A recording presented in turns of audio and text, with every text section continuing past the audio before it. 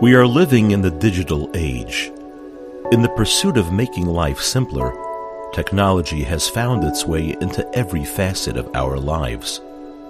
In every industry, technology is employed on some level.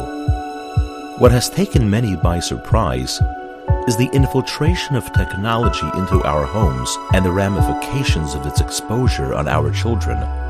What started out as a benign tool for business and communication soon morphed into a direct connection to cultures and values that are anathema to our way of life. Inappropriate images, vulgar language, and friendships with dangerous strangers, things that our families used to be sheltered from, have become accessible with the simple click of a mouse. How are our children responding to this? What are they experiencing? And what can we do about it?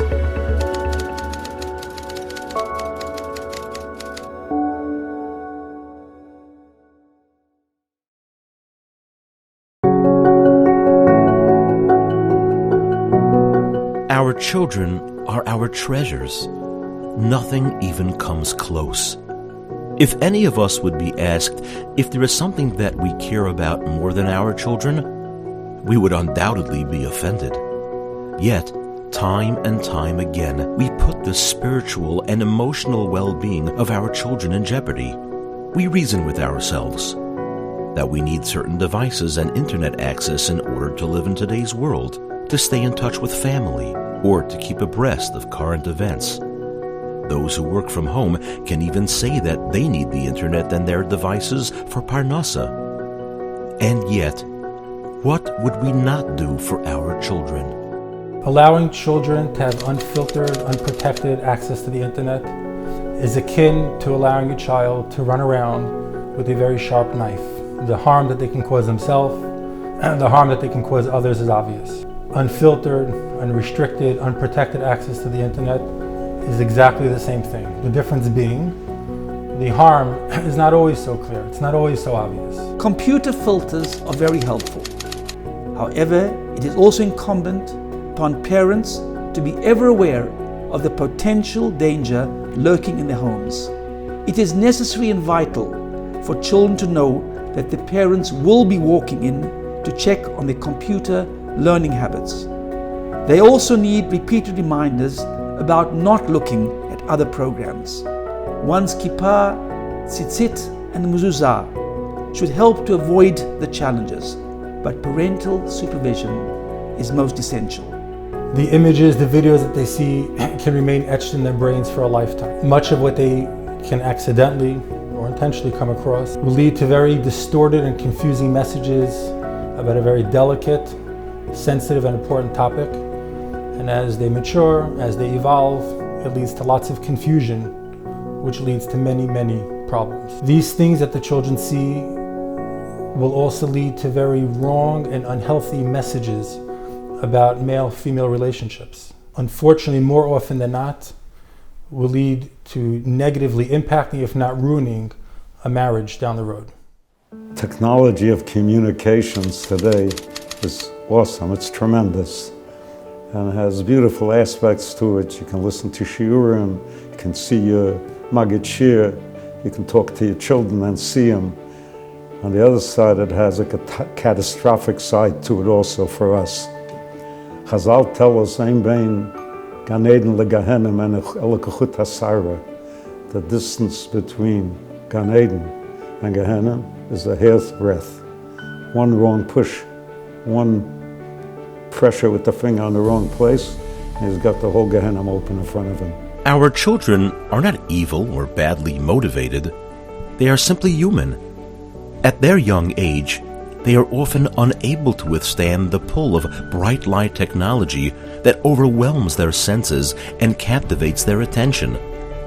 They possess healthy curiosity that encourages them to click on links that they know are reserved for older, grown-up people. When they encounter content that is beyond their comprehension, they are confused, full of shame, and alone. They are often reluctant to discuss what they saw with their parents and teachers, knowing that they shouldn't have gone there in the first place. For many people, what starts off as a one-time event can often turn into a full-blown obsession or addiction. This is one of the more common problems that mental health professionals are dealing with today. There's the threat, the danger of cyberbullying, addictive gaming, meeting dangerous people both virtually and in real life, an entrance into the world of drugs, gambling. The challenge of the computer screen and the stimulation of its bright lights can overpower even the most trustworthy child. Because at that moment, when questionable material pops up on the screen in his face, his brain can be overwhelmed by the images, threatening his normal human ability of Bechira to make the right choices. I think explain an addiction is not something somebody does purposely. Just like when you have a person who had an operation and to ease the pain, they gave him heroin, becomes addicted to heroin. He doesn't like it, but his body needs it. These pornographic addictions are not something that a person doesn't want and he can stop. He needs it. And he's not necessarily happy doing it. He knows it's not what he's supposed to be doing, but he can't stop himself. And when did this all start? One wrong fetch on the button. And the plan to do it, didn't want to do it, was a mistake. And a whole vista opened to him that he shouldn't have seen, and he got addicted to it. Contrary to public perception, children actually crave structure and discipline. When they are given free access to technology, they quickly lose control, leaving them confused and frightened. Deep down, children yearn for the grown-ups in their lives to set clear boundaries, grounding them with a sense of stability and control. Every generation faces its own unique nisayon. In times far gone, we were subjected to forced conversions, bitter poverty, and the kidnapping and conscription of our children. In the last century, our nation's youth were bombarded by the many isms that began to emerge. And after the Holocaust, our grandparents were faced with the nisayon of Chillul Shabbos.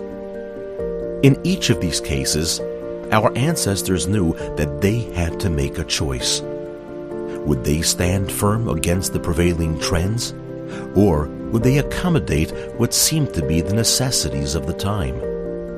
Those who courageously withstood temptation have generations of children who continue to follow in their ways. Those who could not are often without any Jewish descendants. The nisayon of technology is our generation's nisayon. It is our call to arms. It tells Rosh Yeshiva when television first started taking off, said, till now we had a sheltered home where the influences of the street didn't penetrate. He says, now you buy a little box with a little window on it and you bring the whole street into your house. That was 60 years ago. Today, every one of your children, every one of you has the potential in his hand, but not from what they brought in on a television screen 60 years ago, but the most indecent and the lowest and the worst. And it's all right there. We're bringing it in. Although it is by no means easy to disconnect from the devices that one has grown accustomed to, it can be done. Many have already taken the plunge and have created internet-free homes. Businessmen have made the decision to leave their devices in their offices.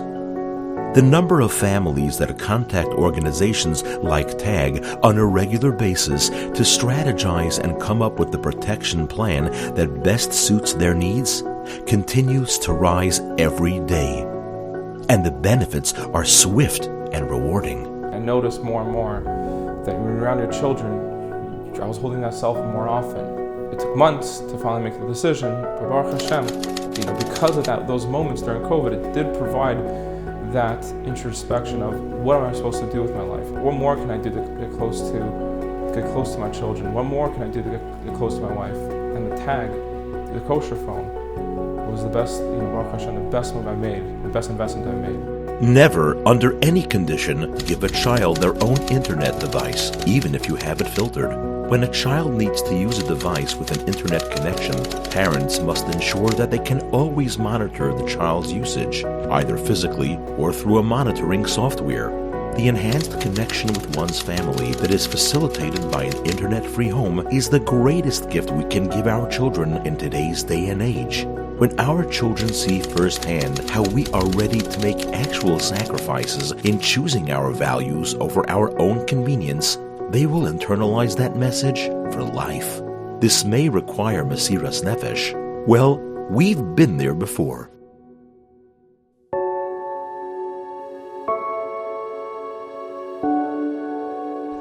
How we respond to the challenges of the digital age will define who our children will become. The safeguards that parents put into place will determine the kinds of values that our children will absorb, and the type of kesher that they will be able to forge with their learning and davening, their kesher with Hashem, as well as their kesher with ourselves.